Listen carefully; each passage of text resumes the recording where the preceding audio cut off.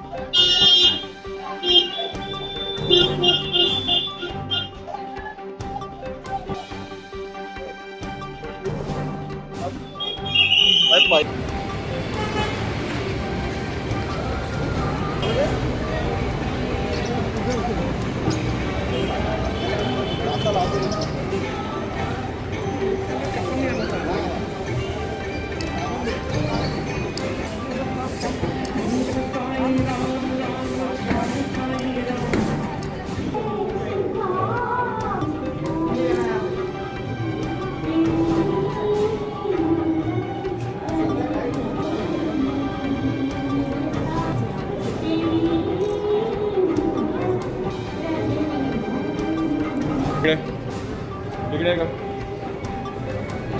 किती फोटो काढले कळतं का ऐकते का नाही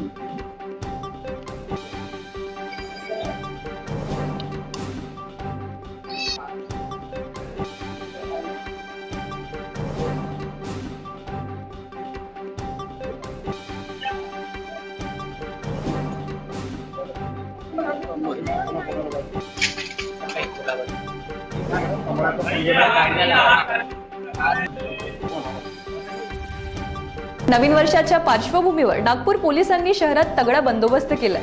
सुमारे 4000 पोलीस बंदोबस्तासाठी तैनात आहेत। बेधडक वाहन चालविणाऱ्यांवर पोलिसांची करडी नजर असणार आहे। चौकात नाकेबंदी करण्यात आली आहे। मास्कचा योग्य वापर केला जातो की नाही याकडे पोलिसांचे लक्ष असणार आहे। नागरिकांनी सहकार्य करण्याचे आवाहन शहर पोलिसांनी केले आहे। दरम्यान यानिमित्त तैनात असलेल्या पोलिसांचे मनोधैर्य वाढविण्यासाठी फूल देऊन त्यांचे स्वागत करण्यात आले।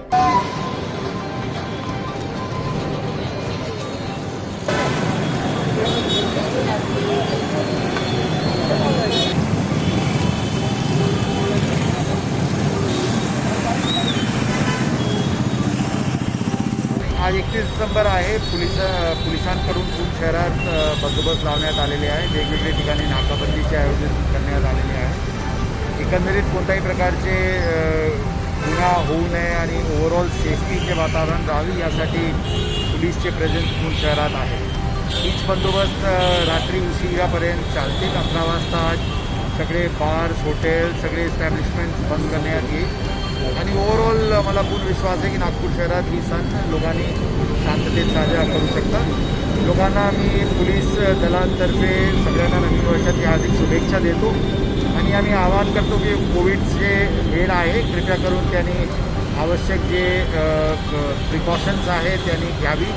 मास्कचे वापर, सोशल डिस्टन्सिंगचे वापर करावी आणि रात्री 11 वाजता नंतर सगळे दुकान आणि इतर स्टॅब्लिशमेंट बंद होणार आहे, म्हणून लोकांनी त्यांचे घरीच हे सण उत्सव साजरा करावा।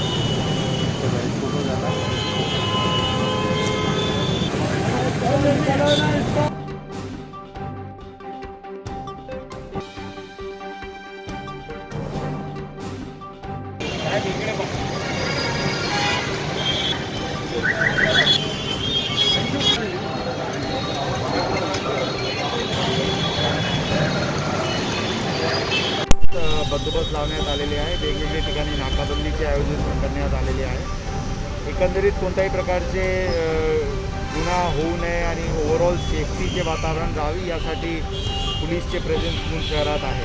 हीच बंदोबस्त रात्री उशिरापर्यंत चालतील. 11 वाजता आज सगळे बार्स, हॉटेल, सगळे एस्टॅब्लिशमेंट्स बंद करण्यात येईल आणि ओव्हरऑल मला पूर्ण विश्वास आहे की नागपूर शहरात ही सण लोकांनी शांततेत साजरा करू शकतात.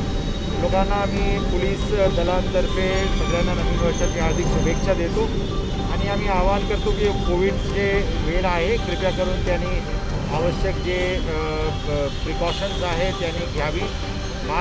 मास्कचे वापर, सोशल डिस्टन्सिंगचे वापर करावी आणि रात्री 11 वाजता नंतर सगळे दुकान आणि इतर एस्टॅब्लिशमेंट बंद होणार आहे. म्हणून लोकांनी त्यांचे घरीच हे सण उत्सव साजरा करावा. कोरोनाचं संकट अजूनही राज्यावर आहे, त्यामुळे शासनाने दिलेल्या सूचनांचं पालन जनतेने करावं असं आवाहन राज्याचे गृहमंत्री अनिल देशमुख यांनी केलं. नागपुरात नवीन वर्षाच्या पार्श्वभूमीवर ते बोलत होते. महिलांवरील अत्याचार विरोधी शक्ती कायदा हा राज्यात आणला जातोय, त्याचं प्रारूप तयार आहे. 21 आमदारांच्या समितीची बैठक 5 जानेवारीला होणार असल्याचंही ते म्हणाले.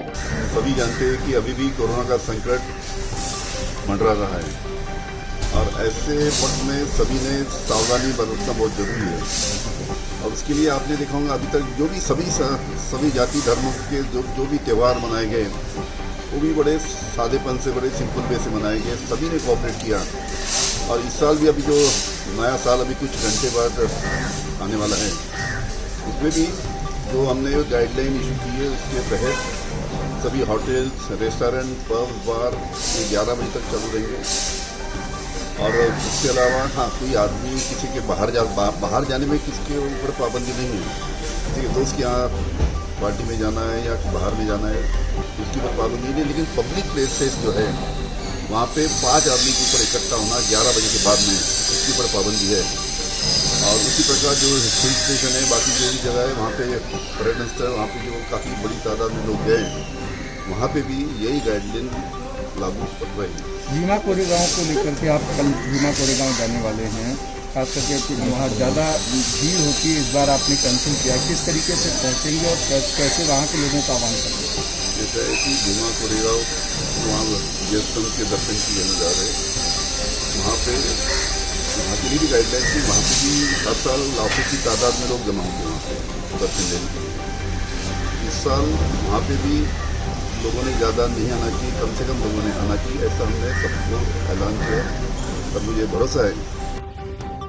माझी वसुंधरा अभियानांतर्गत नववर्षाच्या पहिल्याच दिवशी नागपूर मनपा आयुक्त राधाकृष्णन बी आणि मनपा अधिकारी कर्मचारी देखील सायकलने कार्यालयात दाखल झाले. आकाशवाणी चौकातून मनपा मुख्यालयापर्यंत सायकल चालवत नेली. पर्यावरण संरक्षणाचा एक भाग म्हणून माझी वसुंधरा अभियानांतर्गत नवीन वर्षाच्या पहिल्या दिवशी सायकलने मनपा मुख्यालयात ते दाखल झाले. यावेळी मनपा आयुक्तांसह सर्व अधिकारी कर्मचारी मनपामध्ये एकत्रित येत हरित शपथ त्यांनी घेतली. मनपा आयुक्त राधाकृष्णन बी यांनी नागरिकांना जास्तीत जास्त सायकलचा वापर करण्याचे आवाहनही केले.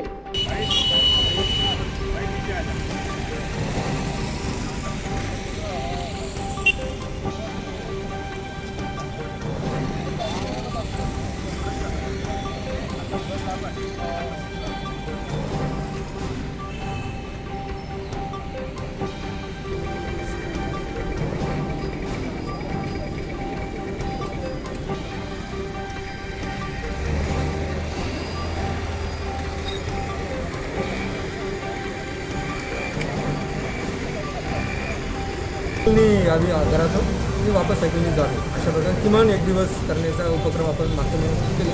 त्याचं कंटिन्युएशन या महिना पण आपण करतो. नववर्षामध्ये याला अधिक बळकट करण्याचं आपण ठरवलेलं आहे. आणि याच्यातून सर्वात महत्त्वाचं जे आत्ताच्या कोरोनाच्या पार्श्वभूमीवर प्रत्येकाचं वैयक्तिक आरोग्य आणि समाजासाठी आणि जो पर्यावरणपूरक काही उपक्रम प्रत्येकाकडून तयार होईल अशा प्रकारचा. नागपूर पोलिसांच्या गुन्हे शाखेने रामदास पेठ परिसरात तुली इम्पेरियल या नामांकित हॉटेलमध्ये आज पहाटे छापा घातला. 11 वाजेच्या वेळ मर्यादेपर्यंत ही त्या ठिकाणी न्यू इयरची पार्टी सुरू असल्याची माहिती पोलिसांना मिळाली होती. पहाटे 3 वाजता जेव्हा पोलीस पथक त्या ठिकाणी पोहोचले तेव्हा हॉटेलमधील एका मोकळ्या जागेवर 67 लोक पार्टीत सहभाग असल्याचे पोलिसांच्या लक्षात आले. त्यामुळे शासनाकडून घालून दिलेल्या 50 जणांच्या मर्यादेचं उल्लंघन होत असल्याचं समोर आले. पोलिसांनी आपत्ती व्यवस्थापन कायद्याच्या उल्लंघनाचा गुन्हा नोंदवीत कार्यवाही केली.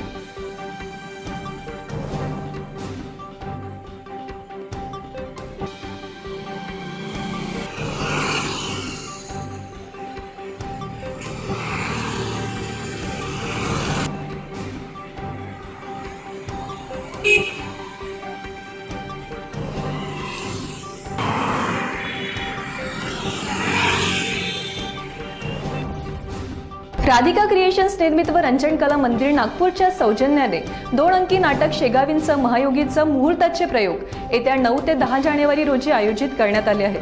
त्याच अनुषंगाने बर्डी मेट्रो स्टेशन ते लोकमान्य नगर मेट्रो प्रवासात नाटकाचं मुहूर्त काढत पत्रकार परिषदेचे आयोजन करण्यात आले.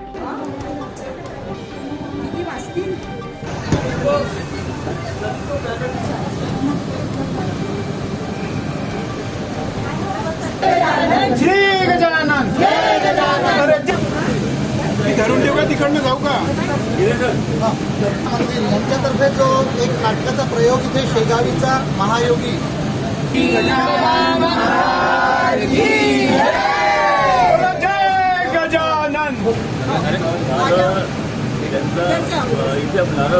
मेट्रो आपल्या नागपुरात सुरू झाली. आपली मेट्रो आपण त्याला म्हणतो आणि विदर्भामध्ये हे प्रोडक्शन पेंडेमिक नंतर पहिल्यांदाच होतं आहे आणि मग अशा काही वेगळ्या अनुभूतींवर आपण हे नाटक करतो आहे. ते याचा मुहूर्त देखील वेगळा करावा अशी एक मनात कल्पना आली आणि मग आमच्या प्रोडक्शन टीमनी ठरवलं की का नाही याचं धावत्या गाडीमध्येच करायचं. कारण महाराजांचं एक वैशिष्ट्य होतं, महाराज जिथेही पोचायचे ते वायुगतीने पोचायचे आणि मग वायुगतीमध्येच आपण हे आज मुहूर्त करतो आहे. हा एक महत्त्वाचा भाग आहे. या निमित्ताने आपण या ठिकाणी आज 70-80 लोक जमलो आणि या वातावरणात आपण 1 तास आहोत गजानन महाराजांच्या. हे महत्त्वाचं आणि नाटक पण महाराजांचं असलं ते याच्यात महाराजांचं मुहूर्त होणं महाराजांच्या इच्छेने हे महत्त्वाचं. प्रयोग कधी आहे आणि कुठे होणार आहे आणि काय व्यवस्था? पहिला प्रयोग जो आहे तो सुरेश भटमध्ये आहे संध्याकाळी 5 वाजता 9 तारखेला म्हणजे शनिवारी. आणि दुसरा प्रयोग आहे 10 तारखेला दुपारी 2 वाजता देशपांडे सभागृहामध्ये. आणि तिसरा प्रयोग आहे देशपांडे सभागृहात 10 तारखेला संध्याकाळी 5 वाजता. पेंडेमिक आणि कोरोनाच्या जे काही नियम आहेत त्याच्या सगळे नियम पाळून आम्ही हा प्रयोग करतो आहे. 1 सीट रिकामी, 1 सीट व्यक्ती, म्हणजे थिएटर जरी पूर्ण बुक केलं असलं तरी त्याच्यात कपॅसिटी 50%च राहील, ही अलाउड आहे. आणि सगळे नॉर्म्स जे आहेत ते आपण पाळू. एका चांगल्या वातावरणामध्ये पेंडेमिक नंतर लोकांना खूप दिवसाची भूक आहे, काहीतरी करमणूक पाहिजे जी फक्त दूरदर्शनमध्येच होते आहे. तर थिएटर हे एक माध्यम आहे आणि या निमित्ताने वेगळ्या वातावरणात आणि वेगळं काहीतरी आपण दाखवण्याचा प्रयत्न या नाटकाच्या निमित्ताने करतो आहे. शेवटचा प्रश्न माझा, गजानन महाराजांचं स्वतः आकर्षण आहे, कलाकार कुठले कुठले असेल त्यांच्या आकर्षण? गजानन महाराजांचं काम करणारे आपण 2 व्यक्ती घेतले. एक दत्ता फडणवीस जे गजानन महाराजांच्या रूपात आहे आणि गजानन महाराज प्रत्येक वेळा दुसऱ्या बहुरूपीला पाठवतात आपला वेश बदलवून. अशी अनेक अनुभूतींमध्ये आहे. तर ती महत्त्वाची जी भूमिका आहे, पंचरंगी भूमिका, ती अनिल पालकर करतो आहे आणि सीमा सायरे, स्वप्नील जतकर हे मेन भूमिका ज्या आहेत त्या करतात.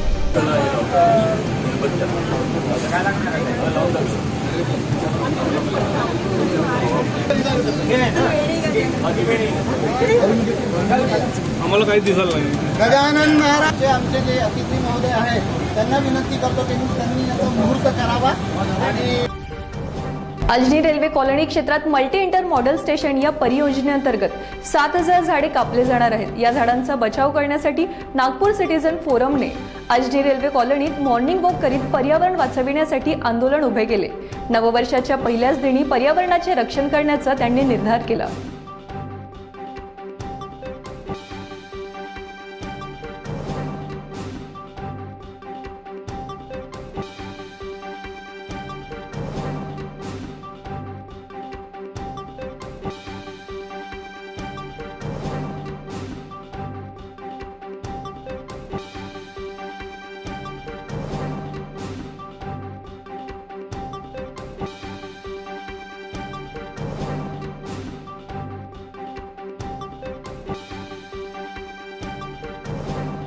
ती रेल्वे कॉलनी त्या कॉलनीच्या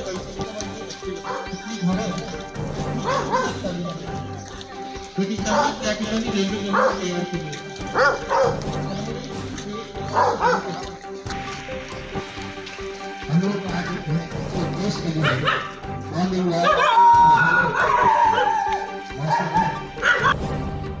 तलावांमधील मत्स्यचोरी रोखण्यासाठी नागपूरच्या फुटाळा तलावात आजपासून गस्त नौका सुरू करण्यात आली आहे.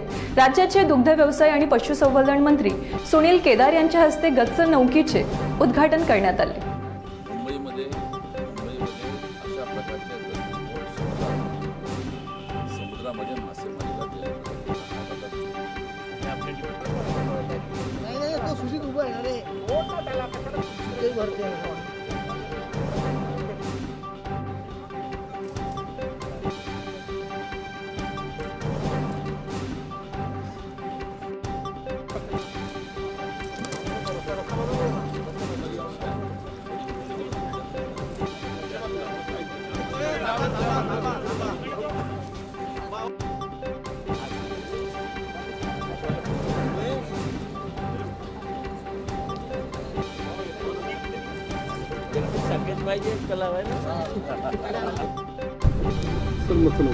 मत्स्य नौकाबद्दल एवढं सांगतो की हा आमचा पायलट प्रोजेक्ट आहे नागपूर जिल्ह्यामध्ये.